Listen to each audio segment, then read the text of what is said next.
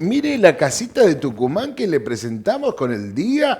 Mire las nubes. Sí, hay un poquito de nubes, pero están corriendo, se están yendo. Viento norte. Hay viento norte. Sí, qué lindo, qué linda situación. Acá ubicados en la casa de Tucumán. Histórica casa, histórica, ¿no? La sí, histórica sí. casa de En realidad es monumento histórico nacional. Exacto. Y tal vez lo que no todos sepan en Argentina, que por decreto nacional, por ley nacional, una vez por año la sede de la Casa de Tucumán, Monumento Histórico Nacional, sede de la Independencia, se convierte en capital federal de la Argentina. Claro, exactamente. Sí. Betito, te voy a pedir que lo tengas en el micro, lo tengamos, no sé si es el de él o el mío, lo vamos a tener a la base, así en la mano, para que no nos haga ninguna interferencia. Perfecto. Vos sabés que, lo dijiste muy bien, se llama el monumento histórico. Exactamente. ¿No? Así como se lo conoce, o la casa histórica. Yo cuando fui a Tucumán le pregunté a uno, la casita de Tucumán. No estamos en Tucumán, no les gusta que le digas la casita de Tucumán. No, y ¿Sabías eso? Sí, sí. A mí me llamó la atención eso. También es cierto, popularmente yo creo que el tucumano lo toma como de una manera, como no diría despectiva, pero es como que simplificamos el valor histórico que tiene el monumento, en sí, la casa. Pero eso tiene una cuestión, hay una explicación también histórica de por qué popularmente se le empezó a llamar la casita de Tucumán, y después de 1941, el 43, se reconstruye lo que nosotros estamos viendo de fondo, como la casa de Tucumán, porque en realidad fue totalmente demolida y se conservó durante mucho tiempo el Salón de la Jura. Por eso también, y si hacemos un pequeño recorrido cronológico de las cosas, vamos a explicar por qué popularmente la gente cuando iba a Tucumán veía el Salón de Jura y era una casita. Entonces, cariñosamente, yo diría que más cariñosamente le decían la casita de Tucumán. Hoy está en pie este monumento histórico que fue reconstruido e inaugurado, reinaugurado en 1943, con todas de acuerdo a los planos originales, y a una foto de 1869 que la hizo Pignanelli. Se pudo reconstruir la fachada y también gran parte de la estructura de la casa siguiendo estos documentos históricos, porque en sí la casa fue demolida prácticamente en su totalidad a lo largo del tiempo. Vos sabés que una de las fotos que me llamó mucho la atención, y ahora vos me estás diciendo que fue reconstruida por completo, porque había sufrido, ¿te imaginás? Los avatares del tiempo, las batallas, las guerras, estaba muy marcada, no era una casita pintoresca o de esta forma colonial como la vemos ahora. Es un edificio que tiene 300 años. Es decir, el dato histórico de este edificio, de la casa de la familia Bazán de Laguna, data desde 1760. Entonces, el tipo de construcción de aquella época, estamos hablando de asentada en tierra, ladrillos toda la parte principal con algunos ladrillos cocidos y lo otro era adobe, techos de caña, con cierta cobertura, todas las aberturas de madera, imagínense de 1770 hasta la actualidad, más lo que todos aseveran en cuanto al clima tucumano, que es húmedo requería una constante mantenimiento del edificio en sí. Hoy, como vemos en las imágenes, es un edificio, un museo histórico. Mirá, esa imagen es la que me llamó muchísimo la atención. Famosa. Bueno, esa imagen, un poquito atrás. Bueno, vamos con la primera, que es la histórica. Sí, la de la foto de 1800. Que era la verdadera. Sí. Ahí estaba pasando, Mati, unas fotitos, un videito. Bueno, ese es el patio al estilo colonial español. Ven con las tejas, generalmente las casas eran el tipo de herradura, donde tenía toda una galería con distintas entradas y un patio central con un aljibe, quinta y todas esas cosas. Bueno, ahí tenemos las columnas típicas. ¿Quién no le tocó dibujar en la primaria esas columnas salomónicas? Así es el estilo, y costaba un montón. A las chicas les salía bien, no sé por qué. A nosotros era más delicada, se tomaba más borrábamos mucho la hoja. Ahí está, ahí se ve al fondo. Bien, ahí podemos detener la imagen. Esa es la casa de Tucumán en aquella época. En 1869 se toma esta fotografía. 1869. Sí, donde se puede ver claramente la fachada histórica de la casa de Tucumán, ya extremadamente deteriorado. Sí. Para 1760 ya estaba en pie, era parte de una propiedad de la familia Bazán, y bueno, Bazán y Laguna son dos familias tradicionales de Tucumán, que en su momento, cuando se casa Francisca, la ofrecen dote el papá, era una tradición de aquella época, la ofrece como dote familiar al novio, esta propiedad que era una de las propiedades de la familia, que se encontraba prácticamente en el centro de la Tucumán de aquellos tiempos, estamos hablando, ¿no? Y está a una cuadrita y media más o menos de la Plaza Independencia. De la Plaza ¿no? Central, exactamente. A partir de ahí, bueno, esa casa bueno, va a ser usada básicamente por la familia Bazán de Laguna, tenía muchas dependencias, como era el estilo de la época, eran familias importantes donde tenían bueno, todo el sector para el personal de la familia, criados. Bueno, en aquel tiempo había esclavos, tenía su panadería, su cocina, sus quintas, entonces eran casonas enormes. Ya para 1812 en adelante, la familia va a adherir plenamente a la revolución, en la Guerra de la Independencia, y después de la batalla de Tucumán va a ser ofrecida en alquiler al Ejército del Norte y se convierte en cuartel general del Ejército del Norte durante un tiempo. Bien, ¿sí? bien. Por eso ya tiene una participación de este edificio, porque la idea de hoy era hablar del edificio, no de las personas que estuvieron ahí, ¿no? Sí. Este edificio va a tener un protagonismo, va a contener, va a mantener en su lugar a la comandancia del Ejército del Norte, pertrechos de guerra, etcétera. Por supuesto está claro que la alquilaban ellos, ¿no? Bien. Era un salón muy importante entonces para la época, que ya venía formando parte de la historia argentina, de sus revoluciones, de su tratado de guerra para independizarse, y que, bueno, lo tomaron como punto de referencia. Me imagino que Tucumán no habrá sido tan poblado tampoco. Exactamente. Entonces. De hecho, para 1816 se estima que la población de la ciudad de Tucumán llegaba aproximadamente a 5.000 habitantes. Claro. Es una pequeña ciudad, un pequeño pueblo sería para nuestros tiempos. Y el tipo de construcción de aquella época eran todas casas bajas, donde se podía ver claramente la Plaza Mayor, el edificio de lo que era la sede del gobierno, Cabildo, Catedral, que eran los que dominaban el paisaje arquitectónico de San Miguel de Tucumán, y algunas casonas como esta. Como ya venía la familia para la época, como dijimos, de la batalla de Tucumán, recibiendo y alojando a la comandancia del Ejército del Norte, cuartel general, etcétera, cuando llega la decisión política de declarar la independencia, ya lo hemos comentado muchas veces, por presión fundamentalmente de San Martín, que necesitaba la declaración política para después avanzar con su ejército en su plan continental, entonces se elige esta casa para convertirla en sede del lugar donde se iba a recibir a los congresales que se iban a reunir con la finalidad de declarar independencia y hasta dictar la primera Constitución Nacional. El primer objetivo se logra, el segundo no, el de declarar, sancionar la Constitución. Que se hace la jura también un 9 de julio, pero años más adelante, ¿no? Claro, exacto. El 25 de mayo, de la Constitución el 25 de mayo. Al 25 de mayo. Sí, 25 de mayo de 1853. Pueden ver claramente que pasaron unos cuantos años desde la declaración de independencia a la sanción de la Constitución Nacional, guerra civil de por medio.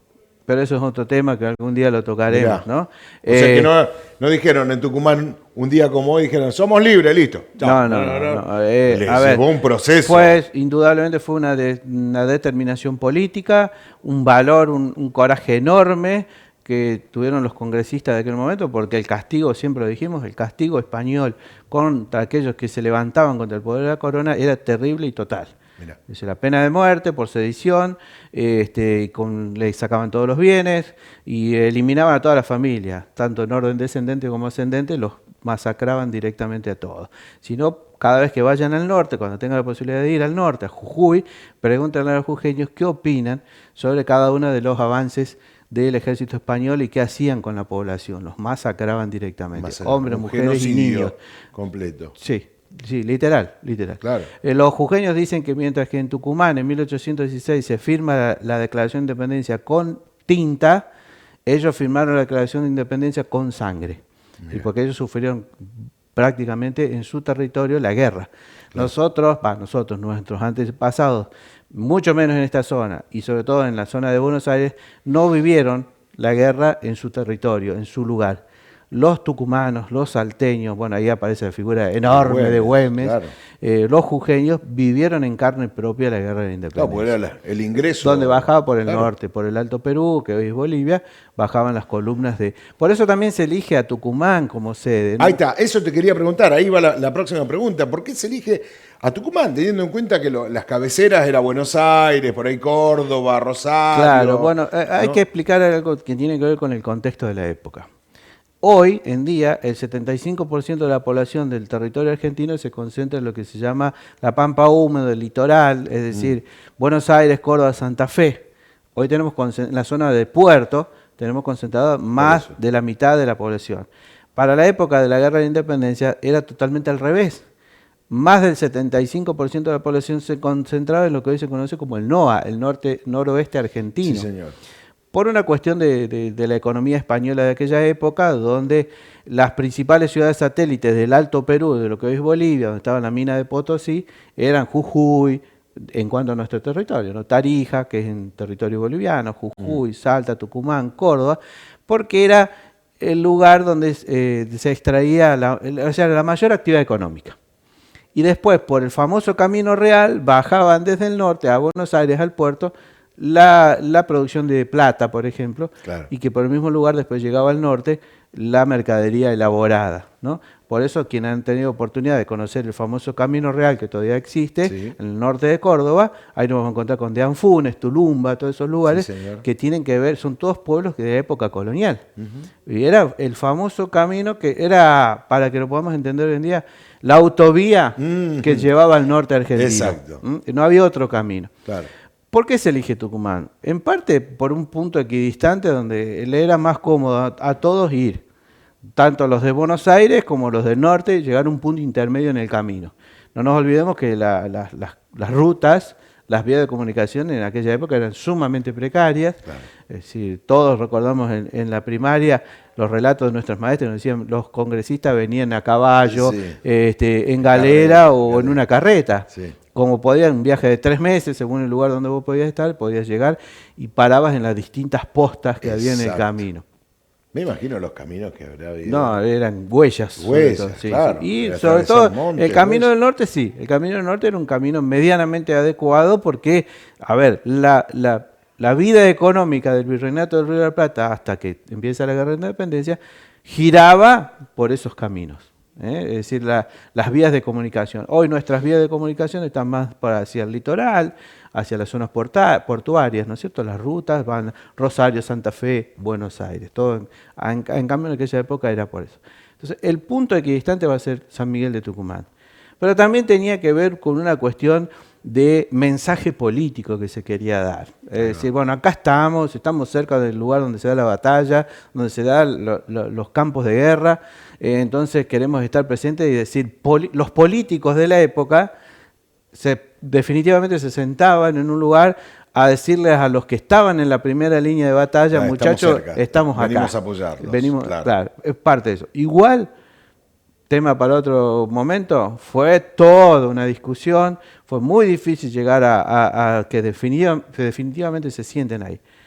Las sesiones comenzaron en la Casa de Tucumán el 24 de marzo de 1816 y el Congreso sesionó hasta 1817, casi un año después se va a trasladar a Buenos Aires y se va a convertir en una especie de poder legislativo del Poder Ejecutivo de aquella época. Volviendo a la casa va, en los primeros días que comienzan las sesiones todavía estaban remodelándola para convertirla en un espacio suficiente para poder tener ese salón de reuniones, de sesiones. Por eso, en primera instancia, las primeras sesiones del Congreso de Tucumán se van a dar en la casa del gobernador Arauz, el gobernador tucumano, primer gobernador de la provincia de Tucumán, que ya ahora se había separado de Salta y de Catamarca. Bueno, ¿vieron cuando a veces hacemos esos encuentros familiares que somos un montón y pedimos las sillas al vecino? Bueno, Sí. pasó así también con la Casa de Tucumán, porque el mobiliario que tenía era de una familia Claro. y no estaba preparada para tanta tanta gente. Claro. Así que el gobernador Arauz, los franciscanos y todas las órdenes religiosas aportaron alojamiento y también muebles sillas y todas las cosas que necesitaban para poder sesionar con la mayor comodidad posible. Así es, bueno, ya conocemos la historia, se declara la independencia, se firma, se hace traducir en 3 idiomas de pueblos originarios a pedido de Manuel Belgrano. Mirá. No nos olvidemos que... O sea, empezaba el idioma inclusivo ahí, verdaderamente claro, inclusivo. pero claro, sí. Bueno, verdaderamente había un concepto que tenía Belgrano en cuanto... Belgrano era monárquico. Para la época era casi hasta lo lógico pensar, porque las repúblicas, como hoy las conocemos, como son casi todos los países del mundo, de América, no existían prácticamente como forma de gobierno en aquella época. Sí, las monarquías, y la única república joven que estaba empezando a desarrollarse era un tal Estados Unidos de Norteamérica, claro, que fue la primera república, antes inclusive de la Revolución Francesa. Entonces, por ahí la visión hacia el sistema monárquico era más aceptada. Belgrano era monárquico y él consideró, cosa que no fue aceptado por el Congreso, que el primer gobierno que se generara a partir de la Declaración de Independencia, de una constitución, debía ser un descendiente directo de los incas, porque él consideraba que los verdaderos dueños de estas tierras eran justamente los pueblos originarios. Un idealismo también para la época, muy difícil de concretar, por más que los revolucionarios estuvieran a favor de las ideas libertarias, había cierta composición social que todavía se mantenía, ¿no? Tanto en el orden religioso como en el orden político. Se traduce en 3 idiomas originarios y la historia cuenta que el acta original, que se traslada a Buenos Aires, entre Córdoba y Santa Fe, en realidad el acta original fue robada o se extravió por quien la llevaba, ¿no? Qué raro, che. ¿Acá en la Argentina pasó eso? Lo acusan, según algunos historiadores, a algún agente del servicio que estaba al servicio del gobernador de Santa Fe, otro no se sabe. La cuestión es que se pierde en un asalto en uno de los caminos. Y después lo que nosotros conocemos como el acta original, en realidad no sería el acta original, sino una copia definitiva de la que se firma en Tucumán. Eso dicen algunos historiadores, es como un dato anecdótico, pero en definitiva el objetivo político se cumple, o sea, se declara independencia. Nuestra Casa de Tucumán durante un tiempo más va a seguir siendo sede del Congreso hasta 1817 y después de ahí en adelante va a cumplir distintas funciones. Y ahí viene la explicación de por qué se la llama casita. En la época del gobierno de Julio Argentino Roca, ya estamos hablando de la Argentina de 1880 en adelante, el gobierno nacional pone en valor la casa, en valor histórico, y al mejor estilo europeizante que tiene Roca y toda la generación del 80, hacen construir lo que se llama un templete, que es un fabuloso edificio al mejor estilo francés e inglés, con toda una cerrajería en bronce, etcétera, que va a rodear, que es una de las fotos que vimos ahí. Sí, pasando la foto. No, pasando la foto original, un poquito más, ahí la vamos a ver, yo les digo cuando pueden parar. Bien, dale. Bueno, ahí están los congresistas, los cuadros. Seguro, bien. De todo lo que formaron parte. Eso es lo que tenga la oportunidad de visitar el monumento hermoso, histórico. Es hermoso. Es conmovedor, porque sí, vos tomás contacto con la verdad histórica en ese momento. Es decir, este lugar estuvieron estos hombres estuvieron acá. Ahí bueno, el Salón de la Jura. Ese es el Salón de la Jura. Y bueno, hay una foto, no sé si entre que hablábamos, si se pasó ya, a ver un poquito más. Bueno, la cuestión es que Roca hace construir un edificio que rodea a la Casa de Tucumán y se destruye toda la casa original y solo queda esta parte, el Salón de la Jura. Claro. La parte del Salón de la Jura, y entonces dentro de ese templete va a estar el salón. Entonces, era un edificio impresionante, para que ustedes se den cuenta, una especie de casa rosada a ese estilo. Claro. O los salones de los palacetes de la familia de la oligarquía de 1880, al estilo de esa época, ¿no? Qué bárbaro. Entonces, ese templete va a conservar en su interior el Salón de la Jura. Por lo tanto, el visitante cuando llegaba a Tucumán veía ese monumento fenomenal. Ahí está, paramos ahí un poquito antes, perdón, si se puede. Bien. Unos segunditos antes. Esa que vemos, ahí nomás. Esa que vemos arriba del cofre. Del cofre, ese era el ingreso del templete que hace construir Julio Argentino Roca. Bien. Lo inaugura él. Y todos los años hasta tenían en su interior un palco donde se venían a rendir honores y se hacía discursos, etcétera, y placas por todos lados. Bien.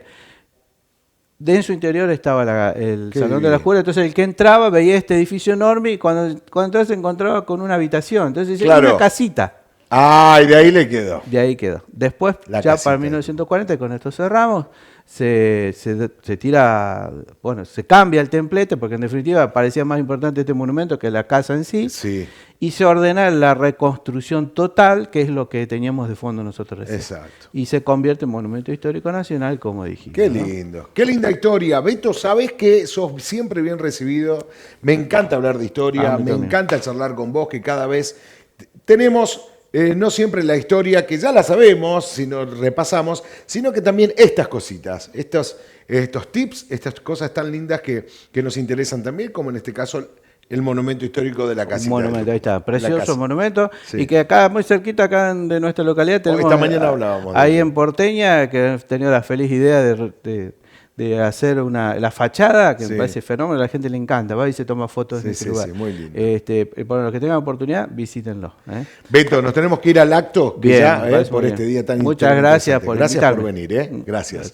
Tomamos contacto con el acto desde acá, desde Tucumán, nos vamos al acto. Allá, adelante, vamos.